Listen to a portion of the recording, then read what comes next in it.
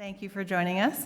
My name is Claire Lepan. I'm the Vice President of Communications and Strategic Partnerships at Calgary Municipal Land Corporation, and I'm happy to be here to welcome you all to the 15th edition of our Placemakers Speaker Series. Before we begin, I'd like to respectfully acknowledge that our work in the Rivers District is located at the confluence of the Bow and the Elbow Rivers in a place called Mokinstis, a Blackfoot word that means elbow. It is in the spirit of truth, respect, and reciprocity that we honor and acknowledge Mokinstis and recognize the traditional territories and oral practices of the Blackfoot Confederacy, including the Siksika, Piikani, and Kainai nations, the Iarhi Nakota, including the Chiniki, Bearspaw, and Goodstoney nations, and the Tsuut'ina Nation. The City of Calgary is also home to the Métis Nation of Alberta, Districts 5 and 6. We're here today in the beautiful, expanded, and transformed BMO Centre alongside our partners at the Calgary Stampede and Calgary Sports and Entertainment Corporation, and we thank you for your interest in joining us in this great conversation about the momentum and progress underway in Calgary's emerging culture and entertainment district. To get us started, please join us in welcoming Kate Thompson, President and CEO of CMLC.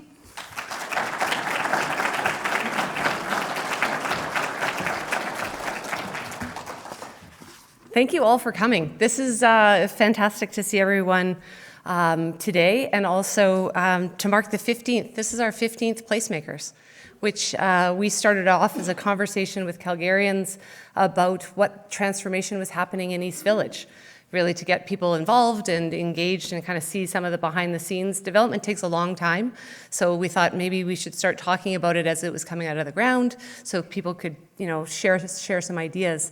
And we've had some really interesting topics over the past 15 years, or 15 events. We talked about retail, we've talked about heritage, talked about placemaking and programming and art, and pretty much everything in between. And it's been a really great conversation with Calgarians about their city. So, today is an evening or an afternoon to really focus on the culture and entertainment district and really talk with our two partners, as Claire said, about what's happening in the transformation that's underway in the culture and entertainment district. So I'm honored to be here with Joel Cowley, CEO of Calgary Stampede, the man with the hat, and also Robert Hayes, the President and CEO of Calgary Sport and Entertainment Corporation, CSEC, and also from CSEC, Susan Darrington, the Chief Venues and Entertainment Officer and Head of Scotia Place Transition. It's a long title and has a lot of responsibility, so excited to hear some tidbits from that team and what's happening on that site, which somebody called the hole at this moment, and it's only going up from here. And just to each of you, thank you for coming. I think we all know that cities are built by community builders, engaged citizens, and I've always enjoyed over the last 15 of these events who comes, who wants to talk about what's happening in their city, and then what people take away from this and the conversations they have around the dinner table and with friends about what's happening in their city. So thank you for taking the time. Someone mentioned to me coming in, isn't this spring break? And I think spring break officially starts when this is over for many school-age parents. So thank you for taking the time to make this happen and joining us. And I think a theme that you might hear me say a few times is that none of this happens without partnerships. So I see many faces in here who probably could stand up here and talk even more intelligently about some of the work that's been delivered because of your focus and your interaction in those projects. So thank you for your partnership. I know our partnership with the Flames, the Stampede, Arts Commons, and everything else, that's what really builds the cities, is bringing everyone together with a common goal. So let's get started. So just a little bit about CMLC, and we started in 2007. And our main goal was to oversee the master plan vision for the Rivers District. That's the 500 acres of the overall river-to-river district in Calgary, 500 acres of really potential. Our main focus was obviously East Village and revitalizing that and really investing public dollars to incent private development to come and really participate in the experiment that was CMLC and continues to be CMLC. And what we've been able to do as East Village transforms over to a more established community is put our focus towards the culture and entertainment district. Really, in 2018, we worked alongside of Calgary Stampede to deliver a master plan and really envisioned what could happen in this district. And it's been unbelievable. I know Joel's got a fantastic time lapse to show you of the range of change over 100 years. And then I would argue also the last 5 years have been very transformative, as will the next 5. So we're standing at this really interesting moment between the first 5 and the next 5, let's say, to really, you'll be able to be that person who says, I remember when it didn't look quite like this.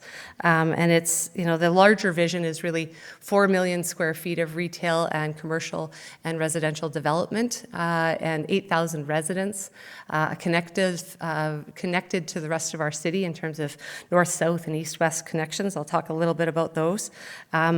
But what's happened since 2018, since we completed the master plan, is over $620 million of completed projects. That's a big investment. We're standing in one of the investments, obviously, but all the infrastructure in and around it too. And then what Susan's going to go into more detail about with Scotia Place is an unbelievable investment in our city, in the future of our city, and what comes next. So when we look at kind of who CMLC is, I'm in the great fortune of working with one of the best teams, I think, to work in a really bizarre world. We're kind of in a gray zone between public and private and a hybrid wholly owned subsidiary of the City of Calgary, trying to be a strategic tool and an engine to create development in the district. And again, with partnership with all of our partners, these wonderful people and many, many other partners get to really position ourselves as city builders and to really advance the city that we all love.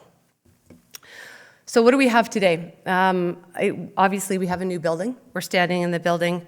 What's unique about this area is a couple of things. There's already our premier attractions, Calgary Stampede and Calgary Flames, that are already here, and all the concerts and all the rest. This is already a destination. Over 3 million people come to this area a year. So starting as your starting point, there's a lot of expectation about where you go from there. And I think the other big piece when I look at this map, and you see the kind of this twisting blue line, where most people, no, that's not a transit line, it's Blue River. But most people, when they're on Stampede Midway eating mini donuts and cotton candy, don't really even think about the river. But the river as an asset in this area is really, really important for future residents, for people coming to conferences, as an escape, as a connection point to the rest of the regional pathway system. It's a really big part of our city, both the bow and the elbow. So we've toured a lot of developers through this area, and one of the highlighting pieces that we hear all the time is the potential. There's a lot of land here, there's a lot of potential, and a lot of building off of what we already have existing. So this is, current condition and shaping what comes next. This has been a guiding image for the team and many of our teams together in creating this district. There's not one person overseeing any of this work. It's a collection of many individuals, a lot of really key projects, and also happening all at the same time. So I say this all the time, but apologies for all the construction, but it's short-term pain for long-term gain. You can see, with the BMO Centre expansion, you could just build that and leave it, and then you'd have this island. So we never have approached that. The master plan was always about connecting these pieces and making sure the pieces themselves, the anchor pieces, were really strong, both Scotia Place and the BMO Centre. But how you put them together really is how it gets experienced and felt in the district. You can also see on this slide the 3 locations that we've identified for a hotel. Never had more interest and conversations than in the past few months, and working away diligently at that. So stay tuned on that. I'll highlight a couple shots of some of the projects. This is for those who've been around for a while and seen Stampede through its different iterations. 40 years ago, this was the gateway to this area, and it was closed when Red Line came through, and then there was this beautiful chain link fence. And then we all thought, what would be great is if we connected this part of our city to the rest of our city, and did a 17th Avenue connector. And so try as I might have not to touch the LRT, knowing how hard that would be, we did touch the LRT. It was a very complicated project, and I think a really important project for the area to deliver together with Calgary Transit and Calgary Stampede. So a brand new gateway for the area, and that was opened in 2024 in October. There's a whole lecture that can be had about this building, and there have been many lectures about this building. I think what's interesting about this building is it's actually put the convention industry on notice about what's happening in Calgary, to really understand what is that building? What is it doing? How is it doing it? And how can we replicate it? So I think kudos to Calgary Stampede for taking the vision and moving this forward with CMLC in the city to where we are today. And then Stampede Trail, you know, this is envisioned as the retail heart of the district, a place that you could be before, during, and after a game that you can spill out into, sit on a patio and enjoy, and wander to and from Stampede, to a concert, to a game. Really a really important connector in our district. So where do we go from here? No, I'm not highlighting buildings with the green dots, but just more about opportunities and what comes next. So obviously when you're looking out west from 17th Avenue, we didn't just create a connection to not really try to pull in the energy of Beltline and downtown into the district. That's really critical. So looking at that, what's shaping that, and doing that alongside Calgary Stampede and looking at the master plan right now. And what is the potential? Where does Stampede go from here, and how do we make sure that we all have lasting success in the district? And that is also looking at what happens in the south part of the district. How do we connect all of these pieces? There's obviously the donut hole in the middle. What happens when the Saddle Dome comes down? And what's the potential of that site in the overall context of the future? And none of these things, as we talked about as being 5 years before and 5 years after, none of these things happen overnight, but planning for them to make sure that we set ourselves up for the success in the intervening years when things do happen and changes happen.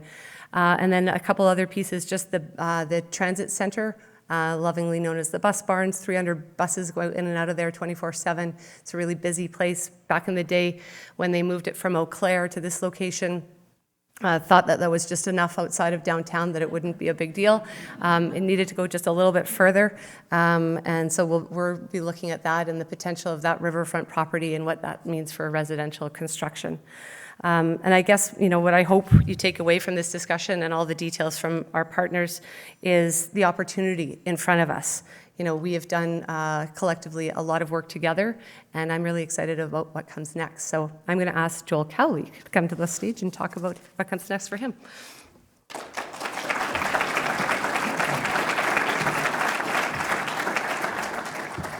Well, thank you very much, Kate, and thank you all for being here today. It's exciting. I get to talk about my favorite subject, the Calgary Stampede. I could talk for an hour about the Calgary Stampede. I'm not going to do that. I'll focus on Stampede Park and our vision for how Stampede Park really contributes to the culture and entertainment district and the work we're doing to create really a vibrant area of our city. The Stampede, I will give just a little short introduction. I think everyone knows this, but if you don't, we are a not-for-profit. And as a result, we exist for the benefit of the community. And that's the way that we approach things. Obviously, we put on that fantastic 10-day festival that we're best known for, and it does generate most of our revenue, but we have a youth campus where we conduct our own youth educational programming. We own Cowboys Casino, charitable casino, which is actually probably the most charitable thing that we do. We have a vibrant, at this point, convention and events business driven by this beautiful building that we're in. And we own and operate 2 ranches, the Calgary Stampede Ranch, about 2 hours east of here near Hanna, Alberta. We've operated that since 1961. That's where the world champion bucking horses are bred and raised. And the OH Ranch, which is about an hour south of here in Longview. And it is a working ranch, dates back to 1881. And we run about 300 Angus and Red Angus cows there. But we also take school children down there for a day on the ranch as an educational opportunity. So that being said, we have a very, very diverse mandate. with the Calgary Stampede. But probably nothing is more critical to us than how we take care of Stampede Park, because we are responsible for the maintenance of Stampede Park and evolving Stampede Park to meet the needs and expectations of both today and tomorrow. So you're all familiar with the Calgary Stampede. That's one of my favorite photos, though, Kate, your intro photo was really cool. This is from the 2024 Calgary Stampede. Of course, a record year, 1.477 million people came through our gates in 2024. So Claire gave a fantastic land acknowledgement at the beginning. I'm going to walk you through the history of this area. And, I could start in 1884 when the Calgary District Agricultural Society began, in 1912, the first stampede. I'll get to those. But we have to acknowledge that we're not the first people here. And I borrowed that from the Glenbow Archives. It's supposed to represent the confluence of the Elbow and the Bow. And those bluffs really provided protection, particularly during the winter, for Indigenous peoples. I mean, there's evidence that the Blackfoot people date back to the last ice age, 18,000 years ago. So we're talking about millennia here, that this area was a gathering place because it was a great place to winter. And the bison knew it was a good place to winter as well. And so it provided shelter, it provided water, and it provided hunting.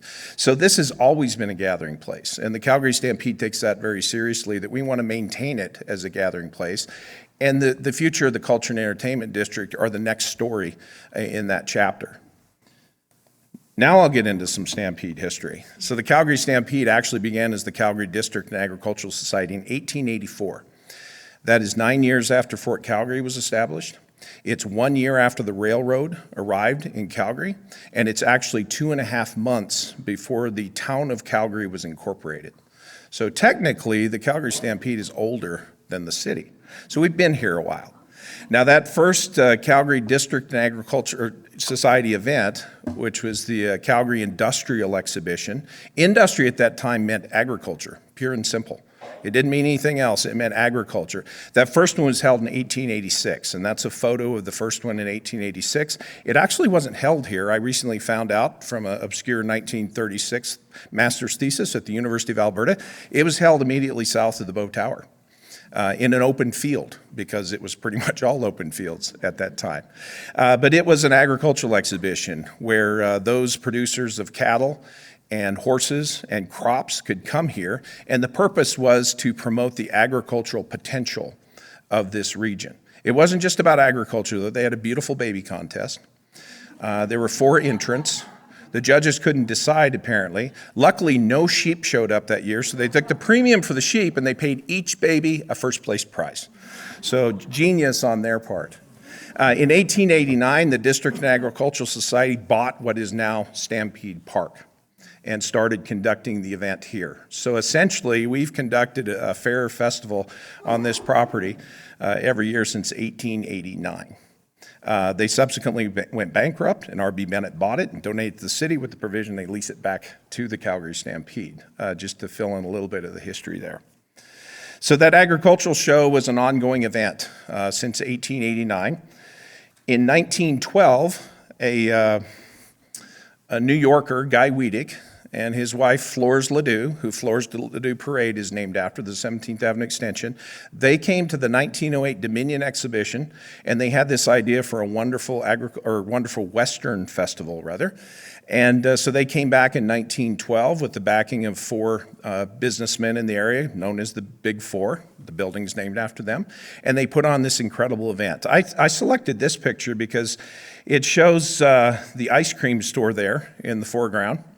But right behind it is the encampment of the participants, Indigenous participants of the 1912 Calgary Stampede, who also, by the way, led the parade that year with special permission from Ottawa, because they were not allowed to leave their reservation or speak their languages or practice their customs or even wear their regalia. And so the Stampede, Guy Wiedeck said, we cannot have a Western celebration without the First Peoples that were here. And that's the first year of what we now know as Elbow River Camp. So we are over 100 years later. Those teepees that you see there in the background, you'll find some of those exact teepee designs if you walk through Elbow River Camp today.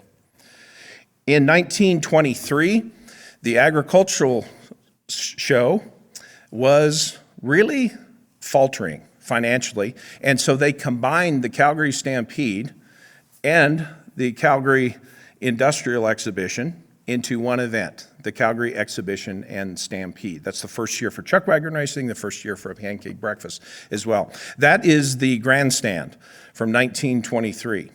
That is an aerial photo, the earliest aerial photo I can find of Calgary from 1924 that shows what we now know as the Culture and Entertainment District. I've created a time lapse here, and the City of Calgary actually has a website with all of these photos on it. So I just did a little snip and added the year and stacked them in with some builds here. It's going to go pretty fast, okay? But it's not my intent for you to see everything that happened. It's my intent at the end where you go, wow, that's incredible. So just to point a couple of things out, you see the track there? That's the original location of the track. That's not where the track is today. And those buildings to the northeast, those are the buildings that were built for the 1908 Dominion Exhibition. The track was built for the 1908 Dominion Exhibition. Calgary was named host of the 1908 Dominion Exhibition, which was like winning the Super Bowl of festivals and fairs at that time. They received a $145,000 government grant, which is the equivalent of a little less than $5 million today, and they built most of what you see there. To the east along the river, that's a rail yard and rail buildings. Not great to have in the middle of a festival site, right? You'll notice to the south, where the track is today, there's not much there. And I think the reason for that is there are no bridges. Why would you build something down there if there's no way to access it from the other direction? So everything was focused up to the north. The current day road names are on all of these slides to give you some sense of where things are. But as I set this in motion, you'll notice some things. You'll see some of those barns initially start to disappear as they kind of outlive their useful life to northeast. You will see the corral be built.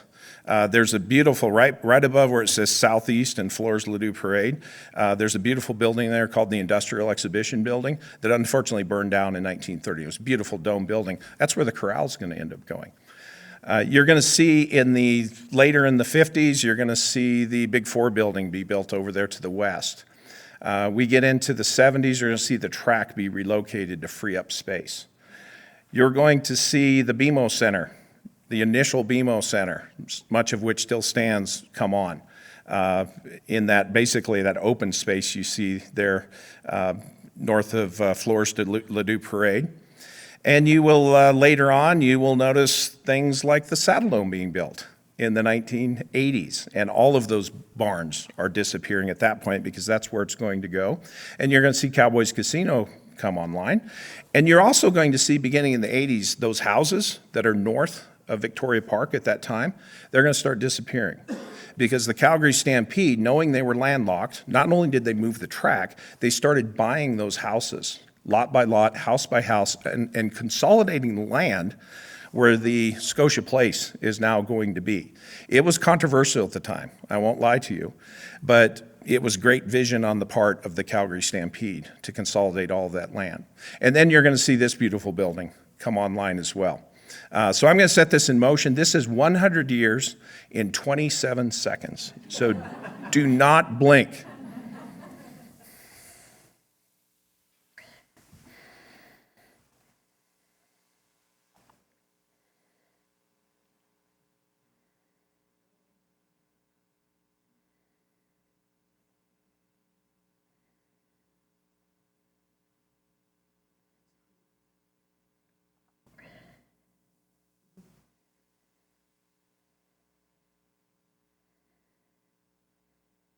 So pretty amazing, the change that has happened.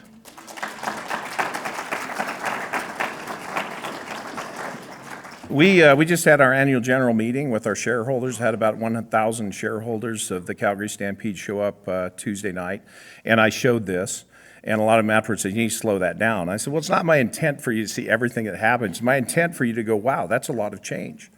This area is continually evolving. And it continually evolves because either the layout of things or the buildings themselves don't meet a need or they don't meet expectations. and it will continue to evolve. So none of us should get terribly comfortable. You can tell, I love history as much as anyone, and I love old buildings, but there comes a time when you have to go, well, we can do better than that. So the Calgary Stampede will be embarking on a new concept plan for Stampede Park, and we will obviously focus on how it folds into the Culture and Entertainment District and the master plan that we're all working toward. And we're going to start that work next month on a board retreat. But there are two things. We're going to look at the entire park. And we have to account for current needs and expectations. We also have to anticipate future needs and expectations. Like, I'm not happy they built that track where it was the first time, right? They didn't know any better. They couldn't have envisioned everything that was going to happen, and they didn't have any bridges to the south either. I don't want anyone cursing me like I just cursed them, right, in the future. I want them to be happy with me. But two things, though we're going to look at the entire park, two things we're going to focus on, and Kate already alluded to this, is what happens to that Saddle Dome land. So as part of the event center deal, the Calgary Stampede traded those parking lots and the roads surrounding those parking lots for the Saddle Dome land so it can be contiguous with our current layout. That's incredibly important to us as our event continues to grow as far as our attendance is concerned. So we're going to focus on what are we going to do. And I know there are a lot of people who love the Saddle Dome, and it's a cool architectural building. And I loved it the first time I saw it. I think the first time I saw it was 1993. But it no longer meets needs or expectations, and that's why it's giving way to Scotia Place. I also have highlighted three things on here. There are three structures on here that are original over 100 years. They're in every photo from 1924 to 2024. The one to the south along the river is the pump house, where we pump water out of the Elbow River. It still meets needs and expectations. It's safe. The one to the north, the small circle, is Oliver House, built in 1906. It's the last remaining house from the Victoria Park neighborhood. That now sits on our youth campus. We have repurposed that into the Rotary Learning Lab. So the first floor is learning and education space. The second floor is office space for our foundation staff. And the third one I've highlighted there with the rectangle is our agriculture building. It was built in the 1920s. We have a beautiful building next to it called the Nutrien Western Events Center that meets current needs and expectations with regard to livestock and horse show expos. But I'll be blunt with you, no one wants to stall in the 1920s building. And it's not big enough, and it's expensive to maintain. The Stampede's done a great job maintaining it, but we need to look at that. For an organization, as I told you earlier, that was founded on agriculture and promoting agriculture and the importance of that industry, we need to really look at that building in particular.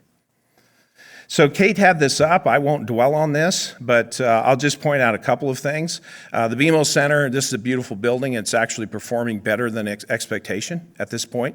But to maintain that and for it to fulfill its true potential, we have to have hotels adjacent to it. We have those three sites working diligently with CMLC to get that first hotel in the ground and get it moving.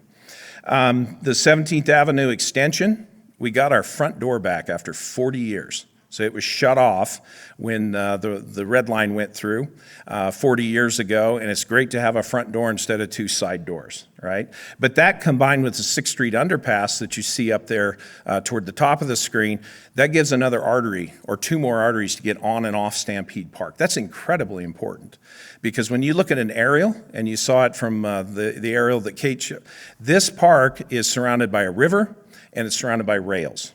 And there are so many ways to get across the river and so many ways to get over or under a rail. Two more ways will make a huge difference with the user experience, particularly upon egress when a large event is over. The SAM Center there in yellow is one that we opened in June, which we think will not only tell a Stampede story, but it also contributes to the visitor economy. If you haven't been to the SAM Center, it's pretty cool. If visitors come here from outside of Calgary at any time other than July, they need to go to the SAM Center if they're looking for a Calgary Stampede experience. So this is going to be fantastic, and we're going to have two anchors, the BMO Centre and Scotia Place. And we're really excited to work in conjunction with CMLC, Calgary Sports and Entertainment Corporation, City of Calgary, with support from the province of Alberta to bring this vision to life. Someone recently asked me, how will you know when you've succeeded? As I look at that and I envision this, I will point out that during the Calgary Stampede, we have a tent on our property called Nashville North. And it's a country music joint, and it's pretty darn popular. I would submit to you there's no reason why Calgary can't be the Nashville of the North with what we have planned here. And my definition of success, because when you look at this layout and you look north of that Scotia Place site, those gravel parking lots don't want to be gravel parking lots forever, right? My definition of success is if I walk from the edge of Stampede Park and I go north on Stampede Trail and I head east down 12th Avenue and I encounter 5 separate bachelorette parties, that, my friends, will mean we have succeeded. And anyone who's been to Nashville, you know exactly what I'm talking about. Just to conclude, some current shots of this wonderful building that's performing really well, incredibly proud, but again, we need that hotel support to really make it meet its potential. And then some shots inside the Sam Center as well, which just receives rave reviews from those who come through and enjoy. And then I'll conclude with our newest announcement yesterday. These are the 3 new entry features that replace the log arches that used to be on Stampede Park, designed by renowned artist Jason Carter. 2 of these are going in. They're actually digging right now to put 2 of these in, the buffalo and the horse. The bull outside of the BMO Centre there at the 17th Avenue Extension, Flores de Loup Parade. It'll have to wait a bit until we finalize kind of what the footprint of a hotel that will go there will be. But we're really proud of this park. We're proud to be the caretakers of the park. We take it very seriously. And I state again, we exist for the benefit of the community. We're incredibly proud to work with our partners, CMLC, CSEC, City of Calgary, and the government of Alberta to bring the vision to life. So with that, I'm going to bring forward Robert and Susie to talk about Scotia Place in particular, or just Robert.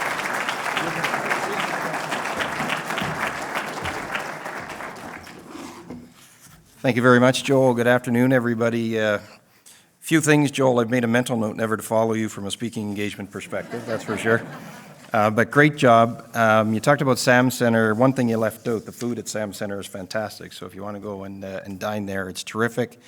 You're a historian, self-admitted historian. So here's a little bit of history that you can add relative to the Stampede. As Joel knows, I used to work in the banking industry, and I worked for Bank of Montreal. And Bank of Montreal is very proud because the Stampede is the 2nd oldest client that they have ever had and the only bank that the Stampede has ever had. And the first oldest really is a bit of a cheat, I used to say when I worked for them, because it's Molson, because it was the Molson Bank before it became Bank of Montreal. So there's a little trivia for you. So they did cheat a little bit from that perspective, but thank you, Joel. I'm going to partner with Susie. Joel's been in his role for 3.5 years, so he knows everything. I've been here for about 8.5 months. So Susan Darrington is my wing person that I brought over because she spends about 4 hours a day, I think, talking about everything that is Event Center. And I'm going to bounce around a little bit because I don't want to forget about the facility that we're in now, but we are going to focus on the new Event Center going forward. We think it's pretty spectacular. I want to start with the picture and the bottom line and right in the middle in partnership with. And Joel talked about the relationship that he has with the city and the province. And I wouldn't be standing here, CSEC wouldn't be represented here if it wasn't for the City of Calgary and the province of Alberta and the great partnership that we have and the vision that they had to do what we're doing relative to Scotia Place moving forward. So a special thanks and tip of the hat to them. I've had the opportunity in the time that I've been in the role to go and travel around and see some other facilities that have been built recently, some that are maybe a little dated, to get some ideas of what we're doing, how it makes sense.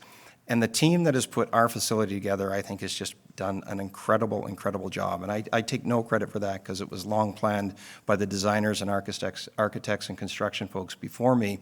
But what really struck me when I was seeing these other facilities is they're all pretty special and amazing inside with all the things that they can do.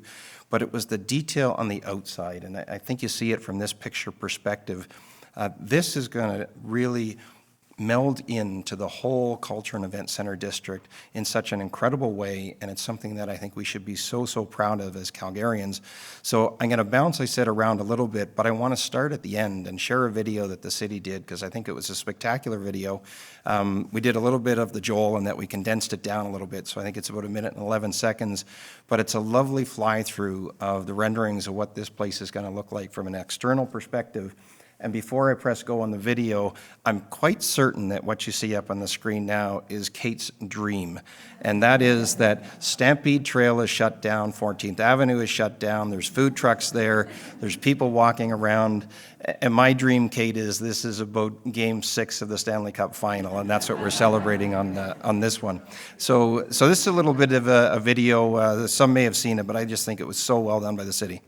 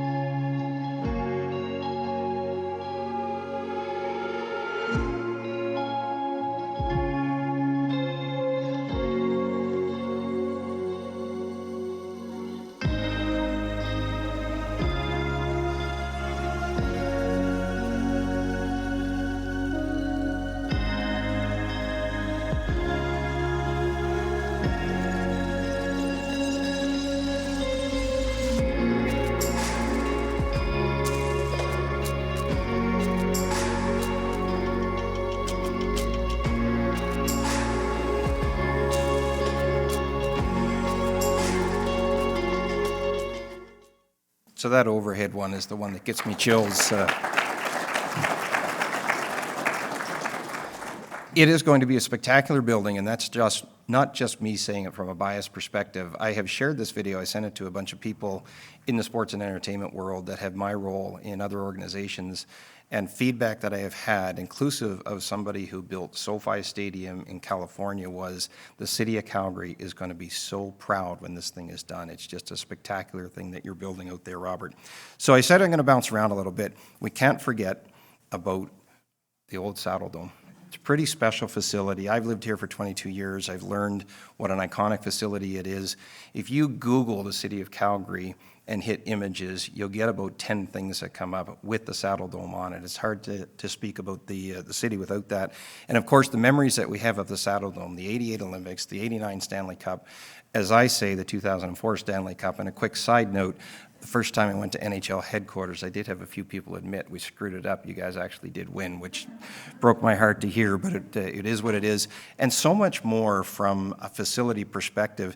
We get to be the stewards of Calgary Sports and Entertainment for 4 teams that play in the facility, and it's not lost on us that we're stewards on behalf of all the people from the city of Calgary and, in fact, Southern Alberta. And it's a pretty special job to have to work in the organization to create something that lots and lots of people want to cheer for as we move forward. We are facing, and my colleague Susan Darrington might start to have heartbeat failure here. We're facing the perfect storm right now. We have 4 teams that, knock on wood, could make the playoffs this year. We've never had 4 teams make the playoffs this year. And we like to say that we're very, very busy building already because we only have 2 days a month that we're empty. We're the second busiest in all of North America. Madison Square Garden is the only facility that puts through more than we do with all of the events and sports and things that happen over the course of a year.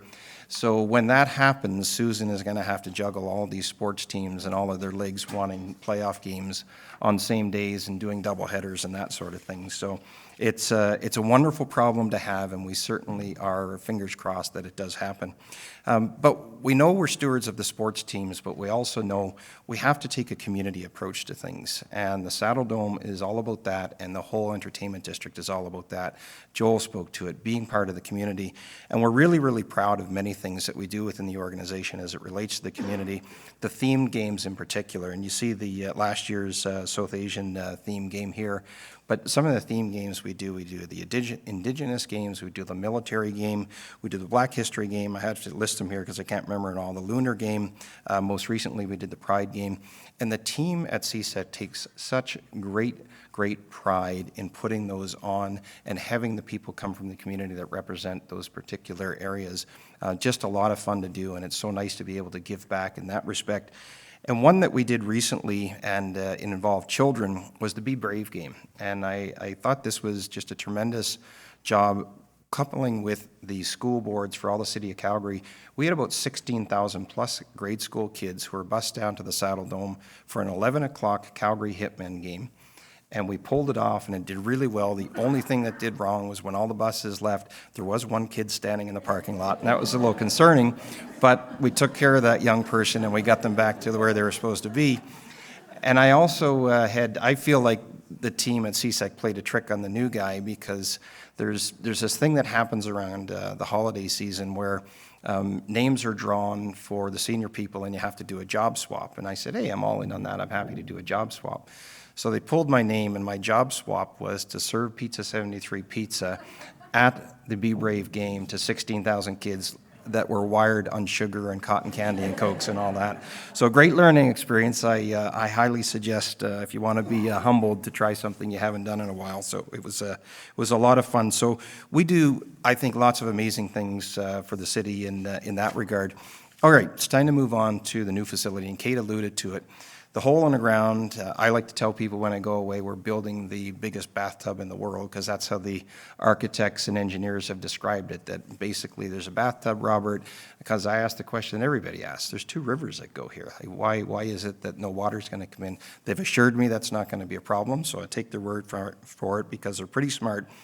It's hard to see when you look at this, but if you look close to the walls, they're about 35 to 40 feet deep. And you can see excavators beside them, and that gives you an idea of the scale. And that was purposefully done because our building is going to be very different and unique from most in all of North America, and I would suggest the world, in that we wanted to focus on accessibility. You know, this is a community facility that we're building, and we want it to be highly accessible. So you are going to come in on street level, walk into the building on street level, and you don't have to climb any stairs like you do at the current Saddle Dome. There's going to be 8 elevators. I'm stealing Susan's thunder because she's going to talk about this, but 8 elevators, escalators to get people to where they want to get. And you go down and not very high up. So that's all I'll say, Susan, because I know you want to touch on that. But from an accessibility perspective, really, really proud, because I think it was incredibly important from the city's point of view that we do that, and great working with them to figure that out. The other caveats that I had here from a future-ready perspective, net zero ready. So when the time comes to convert this building to all electric, because at some point in time, that's where the world is probably going, we are ready to do it. And from an energy efficiency perspective, when this building is complete, it will be 40% below code requirements as far as energy efficiency goes. So it's really been a great job with how people have put their heads together and come up with solutions to make this great. So the last one I'm going to close on before I turn it to Susan for the nitty-gritty details inside. When I host people for games, I like to do fun facts. And I thought this was a great slide from a fun fact perspective. It's one of my favorites. The Canada Construction folks did this. And you may recall when there's Olympic Games and those sorts of things, they always call Canadians to do the ice and they throw the loonie in. Well, Canada went a step further, and they decided that one of the last piles that was going to go into the facility was going to have the Flaming Sea on it. So they pounded this down on January 16th, I think it was, took the picture, sent us a video, and I think it was just a fantastic proactive idea. And I asked them, are there some fun facts that I could share with folks, because I'm going to be speaking a little bit. And so they gave me some of these, and I'm very tangible visual type of learner. So when they said there's 40,000 cubic meters of concrete, I said, okay, I don't understand what that means. So they told me that's 24 hockey rinks with a meter deep thick worth of concrete. So it's a lot of concrete is what they're telling me. 9,000 metric tons of steel is almost 20 million pounds, or 1,500 elephants, to give you an idea of the size.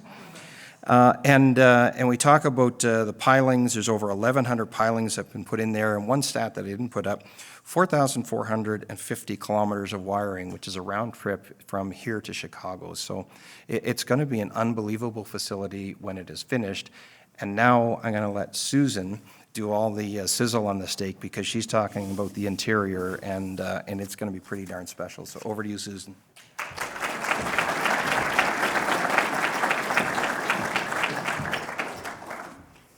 Thank you, Robert. And now I get to do my favorite thing in the world, which is talk about venues. I'm a little bit of a venue nerd. I've been in a stadium, I've been in a convention center, and this will be the second arena that I'm part of. So thrilled to be here in Calgary and thrilled to be able to talk about Scotia Place.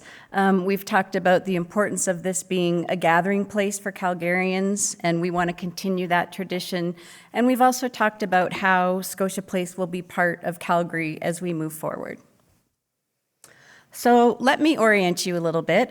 Joel, thank you so much for the maps. And as someone who is a bit of a new Calgarian, I learned more about the Stampede today. I think you maybe need to start giving tours this summer. That was fantastic.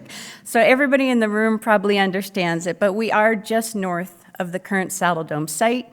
You've seen the hole in the ground. I like to call that our big old hole. The top of the screen, you have 12th Avenue. On the right is a new 5A.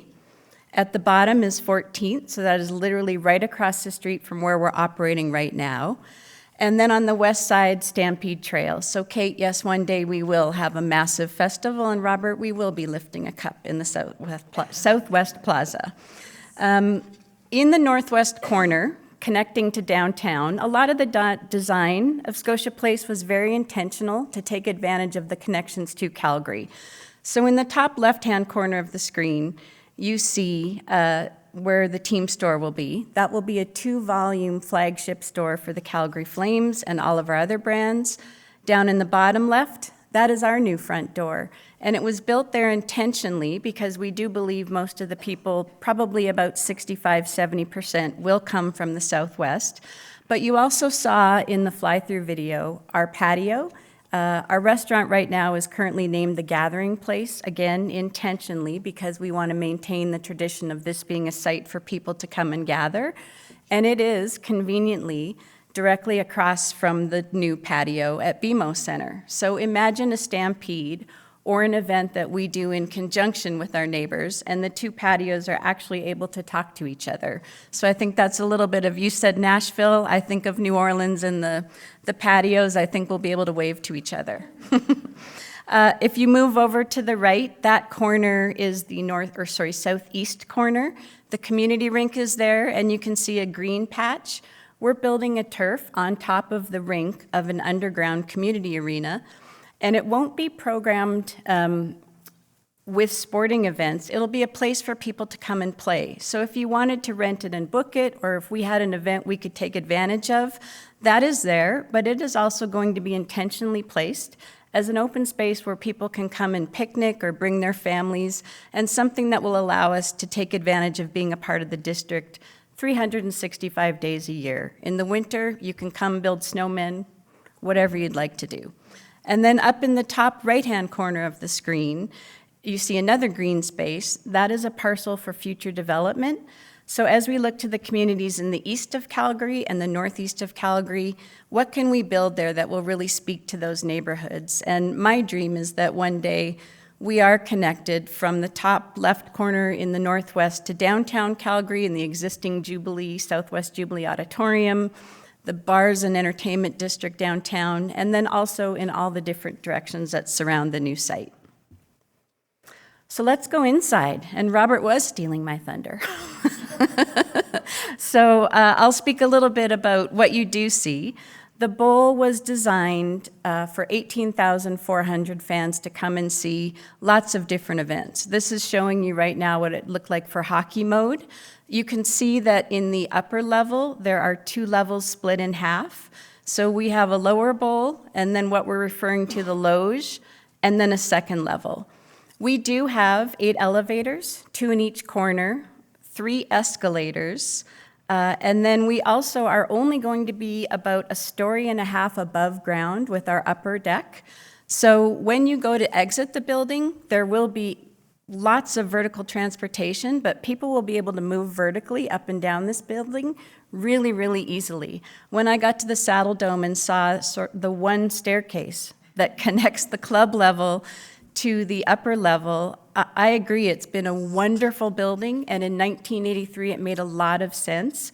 But in today's environment, it's difficult to navigate. Scotia Place will not, and Robert talked about the benefit of coming right in off the street and into the building. One of the things that you can't see is in the image where you see that second level of LED ring, there will be a concourse behind there. So one of the other remarkable things about the Scotiabank Saddle Dome is that there is one concourse. And when you go to other buildings and other markets, you have those amenities baked in. You can go and have a seat that's in the second level and take advantage of restrooms and concessions. In the Saddle Dome, we have a press level that's above a line of HVAC equipment. So when we book concerts, we cap out at about 14,000, 15,000 people. Most buildings are doing 20,000. So as we talk about bringing entertainment to the district, that'll be really important. And then one of the other pieces that you don't see that, again, the venue nerd is very excited about, underground, there is a loading dock. It has 6 bays for trucks, and it has 3 bays that can handle broadcast trucks that can expand out for when we do playoff games and major tournaments. So what that means is when the Saddle Dome was built in 1983, most tours had probably 5, 6, maybe 10 production trucks. The larger tours now that you see are coming with upwards of 20, sometimes upwards of 30. And they want to come in, load, run their show, get out, and move on to the next market. So this building will allow promoters to be able to do that and artists to be able to do that. And while you can't see it, it'll be a really important part of how we get to here. So one of the things I like to point out, Joel had his fireworks moment. I have the moment of what is missing from this image.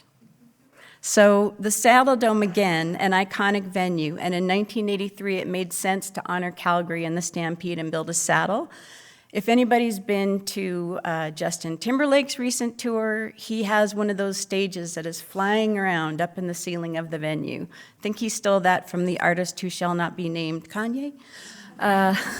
Lady Gaga, similarly, when I did her last tour, she had bridges all in the upper parts of the arena, and she ran around above the crowd the entire time. Scotiabank Saddle Dome can't host those events because we have a score clock that doesn't retract up into the room. So if you look at this image, the thing that is missing is the score clock. It will nest all the way up into the structural steel up above, and that gives us the ability now to host fans up in that upper level and put us in the rare air of being able to bring in the A tours that can draw between 15 to 22,000 people. And it's my hope that we're able to begin to start programming those right out of the gate in year 1. And then also, you know, the province is part of this project, and I think it's important to say that from a live entertainment perspective, the building needs to be competitive, and to bring a tour to Western Canada and get 30 trucks to come from Vancouver to play Calgary, it takes the ability to sell a lot of tickets. So now that we can be competitive and partner to some extent with Edmonton, that will allow us to get some of those big artists to start coming and playing Western Canada. And then we do want to be a community building. So as I mentioned, underneath the green space that you saw, we have a community rink. It has about 1,000 seats, and most importantly, I think for anybody who is a hockey or a figure skating parent, it has another sheet of ice for Calgary, and much needed in the downtown area. So whether you're playing rec hockey or beer league hockey, we'll be working with the City of Calgary to program this space. And Robert's dream is that one day we are hosting the minor league championships in this building. And then finally, to take it back where we all started, you know, we've talked about the history today. We've talked about how important this district will be for Calgary. I'm thrilled to be able to share Scotia Place with you, and this is just the beginning.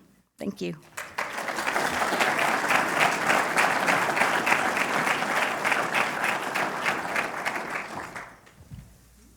Okay, if we have time afterwards, we're going to also do audience questions. So if you have any, or you're thinking of any, keep listening to the answers, and then we'll circulate our microphone if there's time.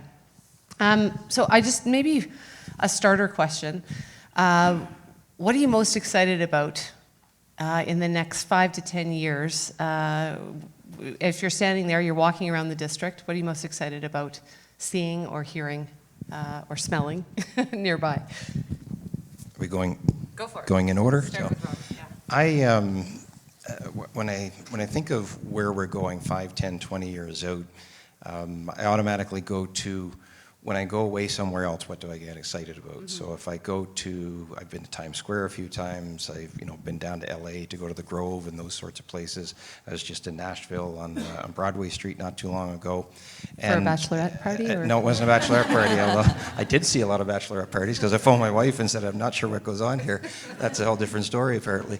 But that would be my dream is my family grew up here, that we have people coming to visit my kids who they went to university with, because Calgary is a real cool, exciting, city, something we can be incredibly proud about because of all of the things that you and Joel laid out from a larger perspective and what we're able to bring from our small piece relative to the event center. So that would be my dream, that it's just on everybody's hit list to go for a vacation to Calgary.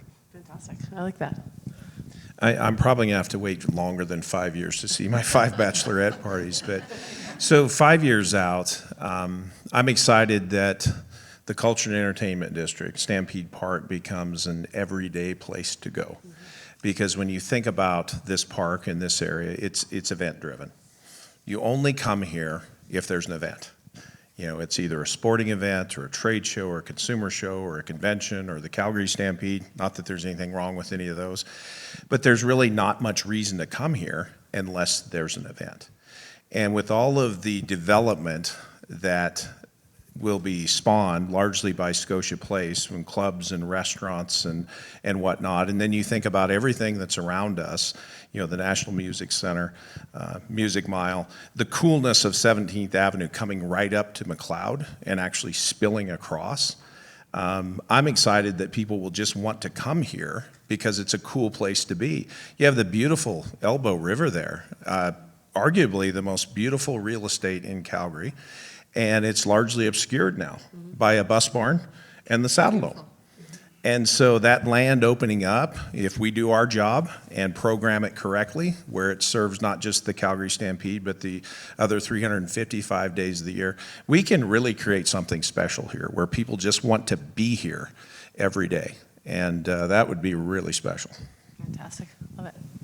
I think for me, it's the opportunity to make all that happen. So Kate talked about her amazing team, and at the Saddle Dome, we also have an incredible team that puts content through that building, and every night when people think we may be dark, we're moving hockey teams in and out. So my vision is that in 5 years, we've got, a massive tour coming through here, 2 nights of a show that's putting in about 20,000 people, and then we're working overnight because we're playing a playoff game the next night, and we're working with the Stampede because we also need BMO to host some of the events that are in conjunction with the world-class tournament of sports that we bring in. Fantastic. I love it. Okay, so Susan, you said you're a venue nerd. I like that term. I like nerds too. What is the concert you're hoping? Like, if you were to have your ideal, what are kind of some of the things? That's a softball question. No, I'm going to say that first. What is the concert? Because we get a sense of who Susan is. But then also, what would the fans be surprised at?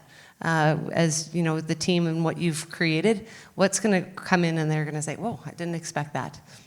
Well, I think, everybody expects I'm going to say Taylor Swift, and she's touring stadiums, so I don't see that happening, but I would love to get 2 or 3 nights of a show that's big enough. Jelly Roll just came through. We did 15,000 people for Jelly Roll in a 41-year-old Scotiabank Saddle Dome. There were 160 motors in that ceiling, biggest I've seen yet. I think, selfishly, I always said Zeppelin. I don't think that's going to happen either, so pick your favorite, right? As long as they come with a great band, I'm good. And then I think what people will be surprised about are the amenities. I talked about the team store. There will be 3 restaurants that connect the building to the district that will be open 365 days a year. As the district begins to grow and develop, we'll have those open more and more hours, and we also have a food hall. So I'm really looking forward to that, and then seeing fans enjoying that second concourse and brand new food and beverage offerings. We've got kitchens in the concession stand, so I think the experience in the building is going to be fantastic. Yeah, Susie, you'll get Taylor Swift when she declines in 40 or 50 years. Just wait it out. That's perfect. Okay, so Joel, I know you have a near photographic memory whenever we speak together. I'm always amazed. But so, and Greg's not here, but I think you can do a good Greg impression or talk about, I've been amazed at how full this facility is getting and how much attention the convention center is getting in bookings. Maybe you can just speak to some of the range. I know Rotary's coming too, and just give people a flavor of what's coming. Yeah, so Greg Newton, he's our general manager of the BMO Centre, our executive vice president of conventions and events, and he describes this facility as a hotel without guest rooms. And it's pretty accurate. It really is. And I think it's really set the bar for convention centers to come, the architects and the designers of this building. I mean, it was pretty visionary to have these 3 neighborhoods of meeting space where you could have 3 separate conferences going on and no one is pilfering anyone else's cookies. And they all converge onto that beautiful exchange out there with the fireplace and the skylight. I mean, it's just incredible, and it's all on the second floor. I mean, it's like a hotel lobby on the second floor. And then you go upstairs to these ballrooms, 50,000 square feet in the Champions Ballroom with windows that overlook both the Calgary Stampede Midway and all the way to the mountains, and 20,000 square feet in the little ballroom, the Percheron Ballroom. And so the functionality of this building, the beauty of this building, the usability of this building has definitely made an impression on those conventions that have come in thus far. One of the larger conventions that's been in here thus far said, if I could pick that building up and take it to the next city we want to go to, I would do it. And so it's outperforming expectations of both the users, and at this point it's actually outperforming financially where we were hoping it would. But again, we need the hotels really to sustain that and to grow that going forward. Rotary coming in will be a great test. I think you'll see probably between 16 and 20,000 visitors for Rotary International June 21st to the 25th. And it will be a great test for the functionality of this building to bring them in. They're basically going to take every hotel from Okotoks to Airdrie. And they're going to come in on motor coaches. And we're going to have to bring them in on motor coaches to get them here. They're going to use the Saddle Dome for their opening and closing. They're going to use the grandstand for events and the Nutrien Western Event Center and the Big Four. So they're really going to use the entire park. But that'll be a great test. I mean, that's one of those conventions that those in the industry call a whale. And so we've landed a whale. And so our team, I know, is up to the task of hosting an incredible Rotary International, which further adds to the resume of this incredible building. That's great. I remember actually when we started looking, I think I sat down with Jim Larondo, your VP of Park Development, in 2017. We had a program, and he said, we have to be done for 2025. There's this big thing called Rotary. And it did feel like a whale back then, and I'm glad we got ready for it. So 8 months in, Robert, you've probably been learning curve fairly steep on all things Flames and CSEC. What kind of, from your perception after 8 months, what role does community and I know Flames are a huge part of Calgary, but how does that factor into not only the new building, but the Flames in general in Calgary and your role in that? How are you finding that? Thank you. I spoke to it a little bit on the slides that I had when I talked about the theme games and those sorts of things. I didn't talk about some of the concerts that we've done. We had a couple amazing Indian performers who came in, and we sold the place out. And I had a number of clients in my prior job who said, we need to do more of that. So those are the types of things that we want to do more of as we move forward and activate the building, because we recognize that we are stewards, as I said, for the assets that we have, but we're stewards of the building for the entire community. And that's the approach we're taking from a Calgary sports and entertainment perspective, working in conjunction with great partners like yourself and Joel and the Stampede folks in order to do it. The community rink, I think, is going to be something that is really cool in my mind. Susan talked about my dream, which is to have every minor hockey city championship gold medal game played at that arena. And she said maybe get over into the Saddledome, into the Scotia Place. That would be really neat. But can you imagine being a kid playing in something like that, and we're able to bring some of the Flames players in to put the medals on them or to drop the puck or do something like that? That's the type of thing where we think we can really draw into the community by activating some of our teams in a little closer fashion as well, because we have a larger facility that we can operate on. And then Susan talked about as well some of the outdoor types of things that we can do. I think honestly, that's as imaginative as we can get from a dream perspective as to how can we activate this building outside. I started with that purposefully as the opening slide, because I think the exterior, when you look at it in isolation, but then in a larger context, as Susan talked about, across from BMO Centre, when Joel decides to knock down Stampede headquarters, it's really going to be a pretty amazing place, that's for sure. So pivotal building, yes, but gosh, can you imagine again in your dream? So we are very excited about what we can do. I think we do as much as we can in our current facility, but boy, there's so much more we feel we can do when we move forward into Scotia Place. Fantastic. And I'm going to get my team to hand out a microphone if there's somebody. But while you're handing out microphones and you have great questions, I want to ask Susan, what do you get asked the most at either concerts, cocktail parties with friends? Please make sure you put this in the building. Do you get, there's always those people who feel like they know everything about what you're doing. So do you get any common, women's washrooms, or do you often? You said it, Kate, and I am going to shoot myself in the foot here, but absolutely, it's how many restrooms will there be, or washrooms, sorry, I'm in Canada. How many washrooms will there be? I had the privilege of opening up the building up north and was part of the Rogers Place team. There was some math done, and at the end of the day, the upper concourse was so over-indexed for men that when we had our first women's concert, and I flipped some of the restrooms, I was nefarious in the press for a while up in Edmonton as the woman who didn't get the bathrooms right. So I see some of my colleagues from the city of Calgary here who I do spend every day, all day on the phone with, making decisions about how can we make Scotia Place fantastic for Calgarians. And it has been a big exercise, honestly, in washrooms. We've got something new called a flex washroom. So we will be able to go back and forth, and we did work really hard to make sure that we will have more than Edmonton did when we opened the doors. So there's going to be a line. When we're in the Stanley Cup playoffs, there will be a line when everybody goes in 15 minutes, but it's going to be better. I like the competitive spirit, just more than. I know that when we were working with the team designing this building, Joel and his team said, this must be bigger than Vancouver. So also competitive, and it is. So if there are any questions, front row, I think we'll bring a mic over to you too. Yeah, you had powwows going on over in the Saddledome, and this would be a great event area to have a huge powwow so people could learn that sort of venue.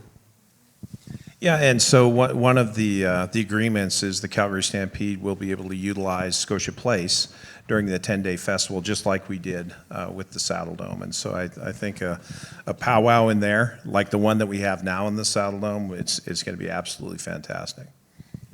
Can I just build on that a little bit? And it's more from a relationship perspective. Joel alluded to it a little while ago. I have a history with both organizations in a past life, and I would suggest to you that perhaps the relationship wasn't as good as it should have been historically. And one of the things that I received early in my tenure on the role was a note from Joel, and be delighted to get together.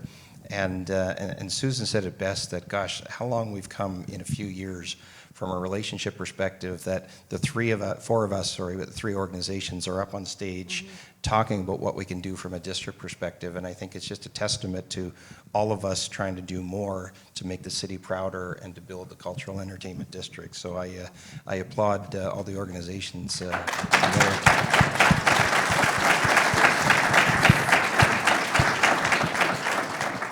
Very well said. Thanks, Robert. Other questions? Put your hands up. There's one at the back. Oh, there's Aaron. Now he's got the media question here. He doesn't have his media hat on. Thanks, Allie. question for Kate and Joel. Curious how far ahead the conversations are about the hotels, and maybe tell us a little bit about why those particular locations were chosen as potential sites. Absolutely. I can. You take the progress, I'll take the size. Okay, fantastic. I was going to do the reverse. Okay, progress is going well. As you can imagine, when it's one thing to have this building on a plan or a vision for the master plan. This is what's coming. It's something entirely different to walk people through it and see the magnitude of it and see what the potential of it is. So we've really been capitalizing on that since June of last year and working through some good conversations. So stay tuned. I don't have a date for you, but it's going well. And those 3 sites, Aaron, were selected because they are owned by the Calgary Stampede. Most of the land we operate on, as I mentioned, R.B. Bennett bought it and donated to the city and said you'd lease it back to the Stampede. We're still under that agreement. So most of the land we operate on is city land, but we do own that roughly 2 acres at Weedickville, about 0.8 acres next to Cowboys Casino, and then the parking lot at the corner of 12th and McLeod. And the fact that we own it means that we have greater control over the deal that is struck. And then also beneficially, they're all really, really close to the BMO Centre, which is really important. So in the fall, we had all these conventions that came in when this building really got ramped up. And September, by the way, was the busiest September ever for Calgary hotels because of this building. And that really speaks to the promise of the building to fill the building not only, but to put heads in beds and generate that economic impact. And the weather was beautiful, and it was wonderful to see these lanyards walking to downtown. They're not as thrilled about walking there in January. And so that proximity is really important. All 3 of those sites, you could do a connector directly into the BMO. The casino site, you could go to the 2nd floor of the casino and cut through a plus 15.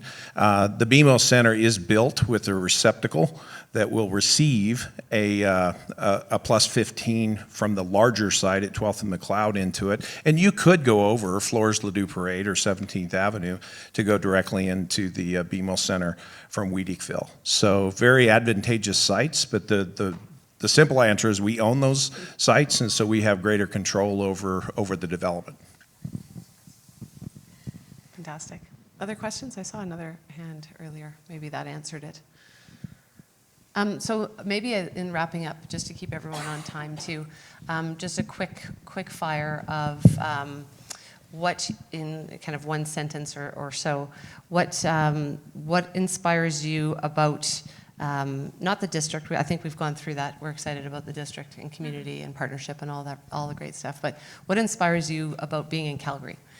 Because I think it is about the collective, all of these projects, everything that's happening in our city. But what is it that you're most excited about going forward for our city? Your first one in. The hot seat, as you said.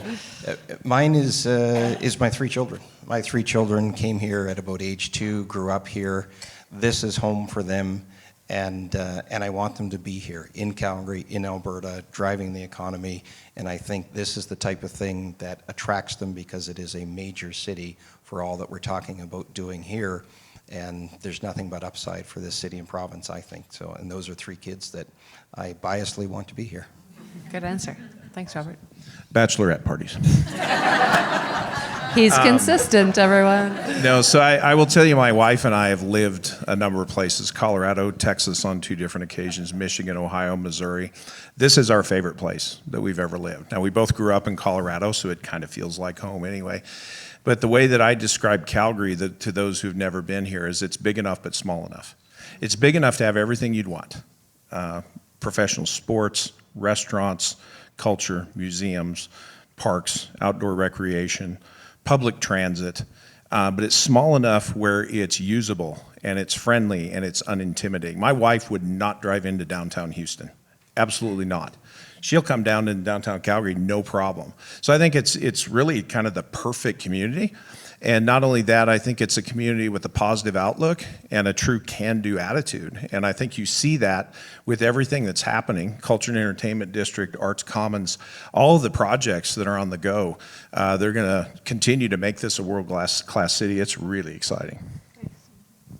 I think for me, I've also had the opportunity to open buildings in other markets in the United States, in South America, and Brazil, and to be able to be back in Alberta and have Calgary get the building that Calgary needs and another sheet of ice for the community, for hockey to develop and the community to be able to gather will be really important. And on a personal note, you know, the first game that we get to play, the day we open the doors, and when someone stands up and sings "O Canada" and Calgary gets to be in that building and the Sea of Red has a new home, I think it's going to be really special. Fantastic, great answers.